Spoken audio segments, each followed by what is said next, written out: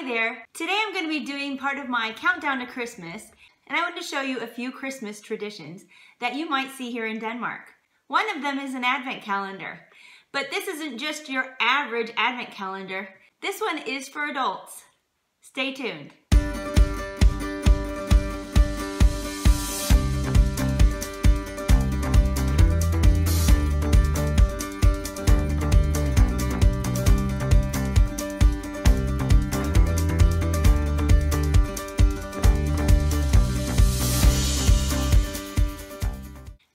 Welcome back. If you're new to my channel, my name is Kelly and I'm an American living in Denmark. So if you haven't already, go ahead and hit the red subscribe button and ring the bell so we can go ahead and get started. Today I want to discuss advent calendars with you. I know that in the US we had advent calendars. It was that display of some type of Christmas scene. Maybe it was about this big. And there would be different windows that would have numbers on them. These numbers would go with the different days of December. Every day you could open it up and get a new piece of chocolate, which is normally what we would find. But in Denmark, they have so many different kinds of advent calendars. And this is one example. This is a beer advent calendar that my husband got, and it has 24 different beers from Thisted Bryghus, which is a Danish brewery, and it is actually one of our favorite breweries here in Denmark. And it's so cool that they have an advent calendar for beer. Not only are you able to try a lot of different types of beer with one box, but it's kind of a fun way for you to participate in the advent calendars, much like our children do with candy and toys and things like that. But that's in another video if you're interested in what we'll be doing with our children this year for their advent calendars. This is what my husband mostly, we'll see if he lets me have any. I don't know yet. But this is the advent calendar that we're going to be starting on December 1st.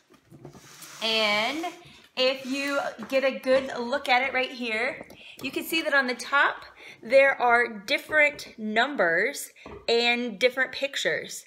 And along with this, you would just go through and punch out the number. It actually has kind of a perforated edge where you could kind of punch it out, and you could take out your first beer. But this is actually kind of a game you can also play on here. Obviously, if you speak Danish, it should be a little bit easier for you to follow. We haven't quite decided what we're going to do with this advent calendar yet. If we're going to go through and play the game, or if we're just going to go through each day and try a different beer. That'll be something that we'll be interested in doing, is drinking one beer a day. You can cheat though, however, and pop up the box, and I'll give you a peek of all the beers inside, and they're all glass bottles. So what do we have for December 1st? We have the Christmas bock. So this is the one that we would be opening on the very first day of December. And this is a darker beer, and all these beers are again by this brewery, Thisted, that is actually not very far away from where we live in the middle of Denmark. Day 2, you have a Brugge or a Belgian blonde.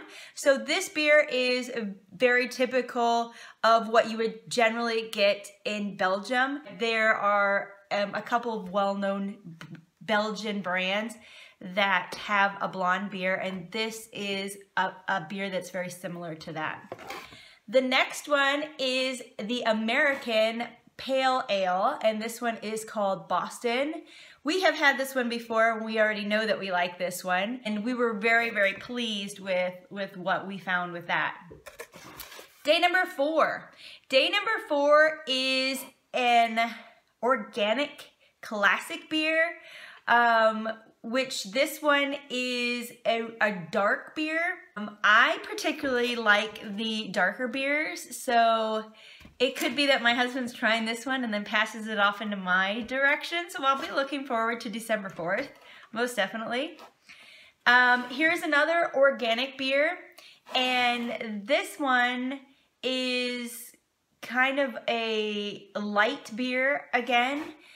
They have so many different kinds. I don't know every single one of them. I'm not familiar with this one, but it's a light beer and organic. Like I said, it's very interesting the things that you can find here in Denmark that are organic.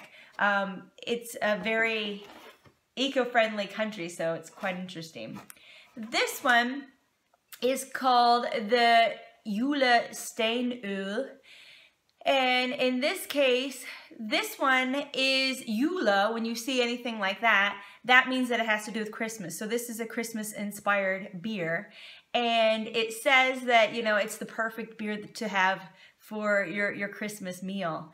It says it's got a sweet taste. And I can't quite tell if it is a light beer or an amber. It's most definitely not a dark beer, but I'm very interested in trying that one. Next one, and again, we have another Yule inspired beer. So this one is Jule Frill. But this one, it says that it has a lot of different fruit flavors and that it's a classic Bock beer. So I'm sure we'll probably be fighting over over this one because that sounds pretty good.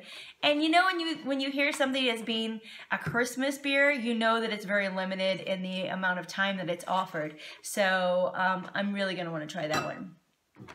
This one again is being taken after American style. So this one is called Monterey. In this one, it says it's got the American style, but it's actually on it, it says that it gives you kind of the idea of it being more like a German beer. So this, it says it's also a stream beer. I don't know what that means. I'm very interested to find out what an American stream beer is. Maybe I know and I just don't know it. The next one is a Pilsner. So this is a light beer and would probably be one of my husband's favorites if I have anything to say about it because he is quite a Pilsner guy.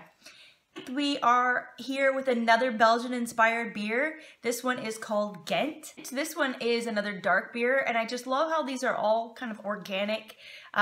This brewery really, it does a really good job to give a lot of variety in the types of beers that it offers. And I know we've had this one before, and I know I like this one, so I'm pretty excited for that to come up. This one, this one is called Seattle, a coffee beer. And again, they use America as kind of the influence, you know. Seattle is the well-known place for Starbucks, so we have a coffee stout, and we'll see what that one's all about. Then we have another Julefnung. Julefnung? What? Do you see that? F-N-U-G. That's a little interesting. This one is cute because it looks kind of like a little champagne bottle.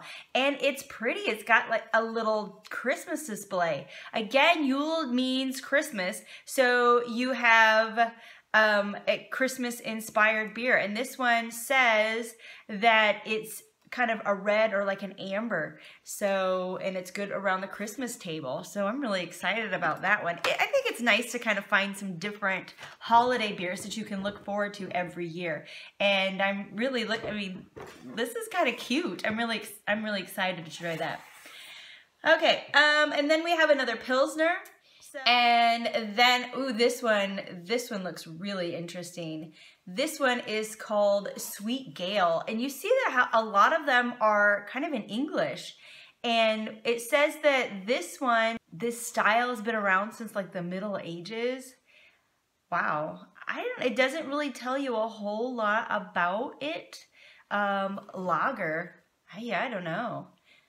It's 6% alcohol, if that tells you anything, but it's in a signature series, so it's a very special style that I don't think they have that often. At least I don't know about this one. So we'll just really have to see what this one is all about.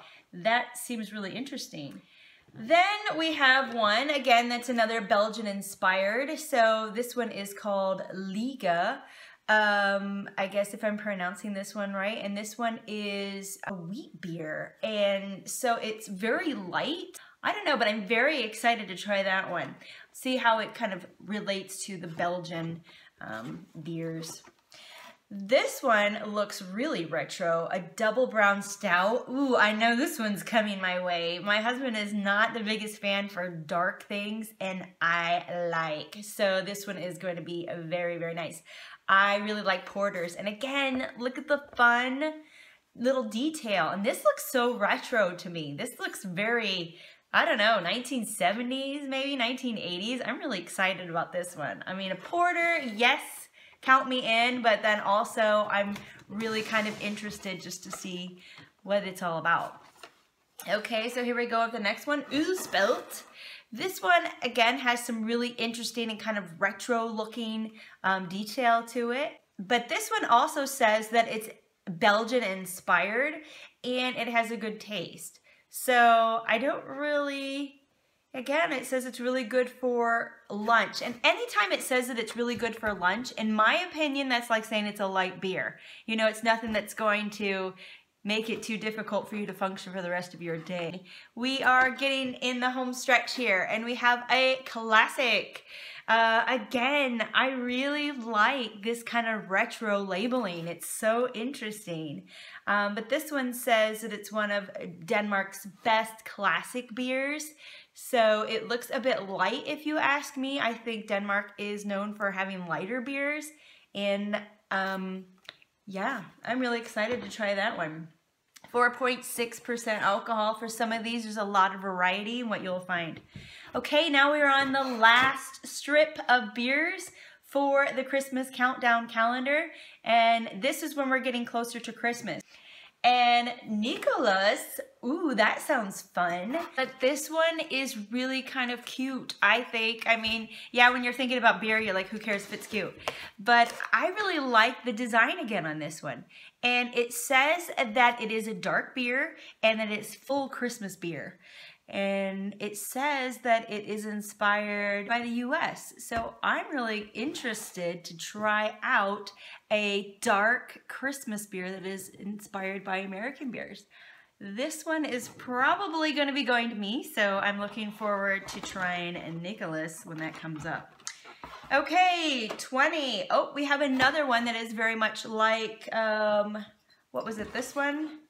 Yeah, it looks like these guys kind of go together. We have this spelt that we had before, and then this one is the Rook. And again, this one is 6% alcohol. So this one packs a little bit of a punch. But again, this one is light, so it is a strong beer, but it is a light beer. But it also says that it has a lot of flavors, and again, it's good for your lunch meals and everything. So it says perfect for middagsredder. So yeah, I'm really curious to see how this one differs from this one. I'm really curious to see maybe what would be the commonality between the two that would give them the same kind of type of label. Okay, here we go. We're getting closer and closer. A cute one. Again, I'm going back to cute, but I love this. This is so much fun. A very like nostalgic label. And this one is got the word Yule in it. It says Julebroek, so it's like a Yule Christmas brew. And it's got a beautiful kind of Christmas scene, and I love the windmill in the background because when you think of Denmark, a lot of times you think about windmills. Again, really great for Christmas lunches. They have a lot of light. I mean, you can see how light that is. You can see my finger through it. So this one seems to be kind of one of those that you might easily want to stock up on for your Christmas lunch, because that's one thing we do in Denmark. You'll have to check out another video if you want to see what happens during the Christmas lunches. But this is another Christmas-inspired beer. Pretty exciting to see all the different labels, all the fun little decorations and stuff. I can't wait to try, or, you know, can't wait to try those. Oh, Mrs. Brown. It's as if they knew it was coming to me. Love it. Yes, again, my husband's not a big brown beer kind of guy, but this one does not look that dark. I mean, you can see through the bottle. You can see my finger on the other side. So I'm wondering if this is what a lighter, as far as like brown beers go. When I think of a brown, I think of a porter. But this one, yeah, is supposed to be closer to like a British beer, it says. And when I think of British brown beers, I think of those classic porters. So this one will be really interesting. I have a feeling because it looks a little lighter just through the bottle that maybe my husband would actually like this one. But I might have to just be cautious and use some strategy because it's got misses on it. So right there, you know, it's got to go to me, right? Ooh, I am so excited for these last two beers because you can already tell it's got a little bit of fun on the top and I can't wait. Okay, this one says Portugal. It's an export beer. Interesting. They have that right there on the label. This one has a fun design again on it. It looks very kind of retro. But this one, it actually talks about on the back of it, it talks a little bit about the area where it comes from. And the area, oh, it's T-H-Y. You see that on a lot of these beers. I don't know how to pronounce that. I don't know if it's two or thu. I think it's two, right? Maybe. I don't know, but National Park 2, it talks about that. So this one is 5.8% alcohol. Again, it's very light, but it is a little bit stronger than some of the others. And if it's exported, you know, maybe it's kind of popular in other places. So I'm really kind of interested. And then here we go. Drum roll. Oh, cute. This one is called Julereine. And again, it is a classic Christmas beer. It says it's got this, you know, beautiful, fun detail at the top. And it's got a nice little reindeer there on it. I'm very curious to see how all of these light beers differ from each other because there are many in here. Let's close this back up. But I am just very excited to have a new advent calendar, even if it's not mine per se, and it's going to be more so something that maybe I have to share. But I wanted to share it with you so you could just see. It comes in this really cute box, and it, you know, looks kind of like a crate in a way. They have it decorated on the outside. And again, like I said, with the pictures on the top, I love how they're retro and I love how they, let me see that. I love how they have a game up here to make it kind of fun. The old time Santa, you know, the old time cartoons. Everything is kind of retro with this, and I think that is a lot of fun. Are you someone who is an adult? Maybe you've grown up with advent calendars and you're thinking, what kind of advent calendar can I have as an adult? Because I kind of want to steer a little bit away from the traditional candy ones, and maybe you don't want to get one with toys inside because, hey, you're an adult. What are you going to do with some plastic toys? What kind of advent calendars have you been using? Is it something that you're keeping the tradition up? I've always done the chocolate calendars, I mean, since I've been an adult. I don't think it's really been something that we've done as children. We've had a countdown to Christmas where we would do something like with a craft, you know, with paper, but we would never get anything during those days. That's something very different. And I think this is a lot of fun. I mean, if you're planning on getting a gift for somebody around the time of Christmas, maybe in November, this is probably a really good idea because it's something that they can use and it's something they can have fun with. So this is a present that my husband actually got for his birthday, and we're really excited to try it.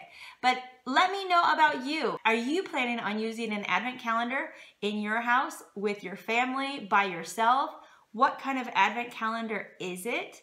What kind of advent calendars have you used in the past?